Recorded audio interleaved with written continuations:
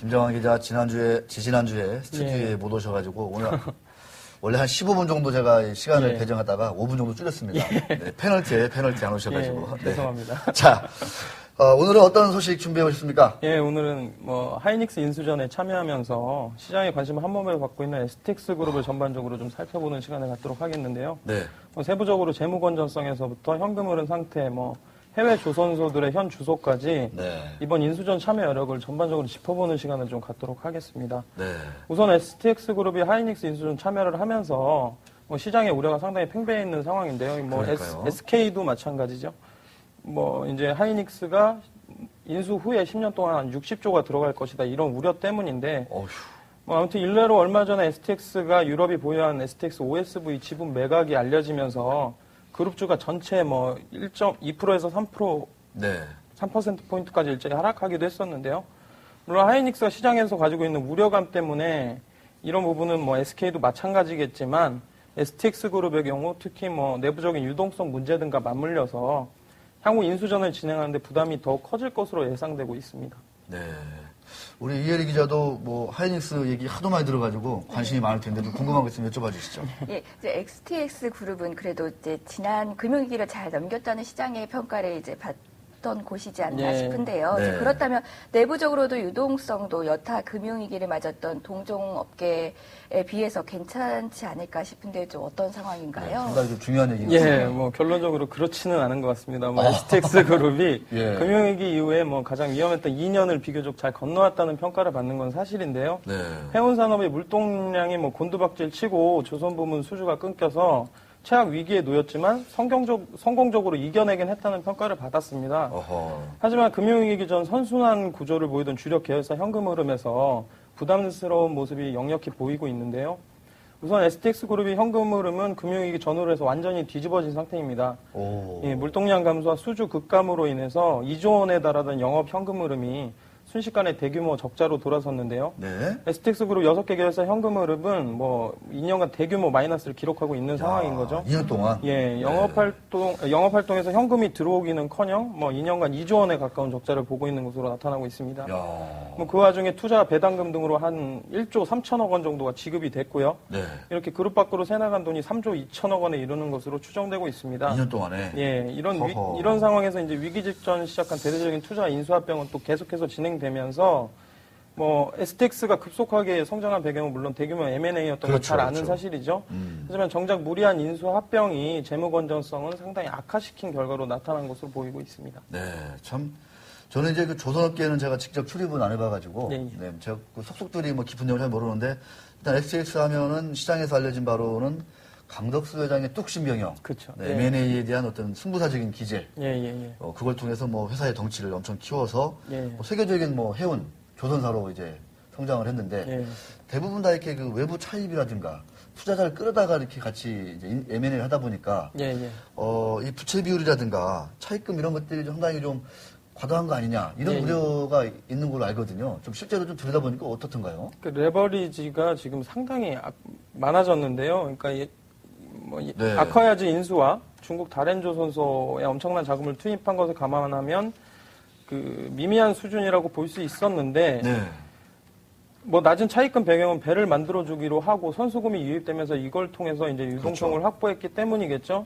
하지만 경기 침체로 지금 수주가 끊기면서 선수금 역시 끊길 수밖에 없었습니다.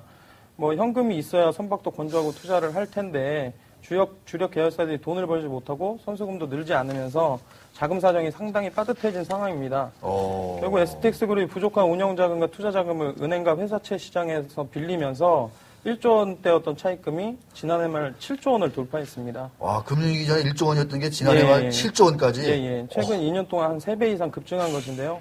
국내 주요 그룹 중 가장 빠른 속도로 빚이 늘어난 결과로 보이고 있습니다. 두산보다 더 많이 늘어났나요? 예, 그렇습니다. 그렇군요. 그 당연한 결과로 순이자 비용이 급증을 했는데요. 지난해 주력 계열사 6개 계열사 순이자 비용이 1,500억 원을 넘고 있는 상태입니다. 순이자 비용이?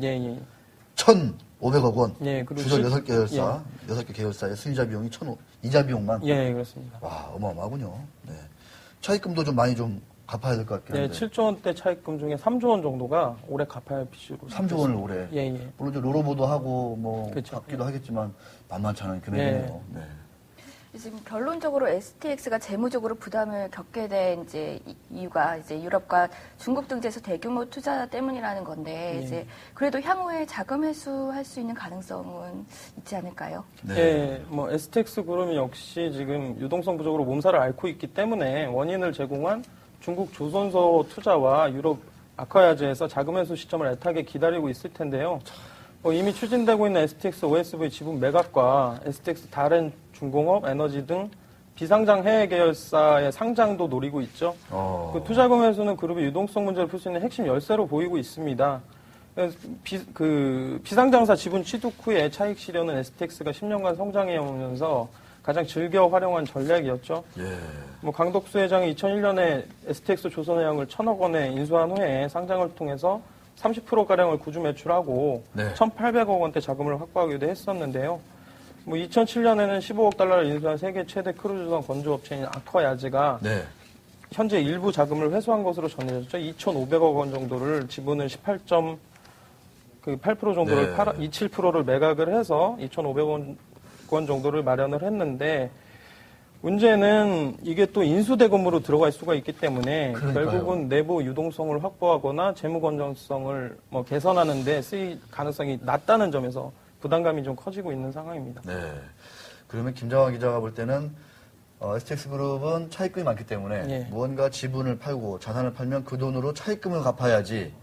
오히려 그 돈으로 하이닉스 인수에 더 쓰게 되면 그 차입금 부담은 해소가 되지 않는다. 그렇죠. 그게 이제 STX의 좀 큰 걸림돌이 될 텐데 그럼 결국은 하이닉스 인수전에서는 우리 김정환 기자는 STX보다는 SK텔레콤, SK그룹 쪽에 더 좀 무게를 두는 어떤 입장이다 이렇게 보셔도 됩니까? 어떻습니까? 꼭 그런 것은 아니고요. 그런 건 아니고? SK는 우선은 현금이 많은 곳이기 그러니까요. 때문에 텔레콤이야 현금 하이닉스 장사니까. 인수전에 들어가더라도 부담이 상대적으로 STX보다는 작다는 거를 그냥 말씀드리고 싶은 거고요.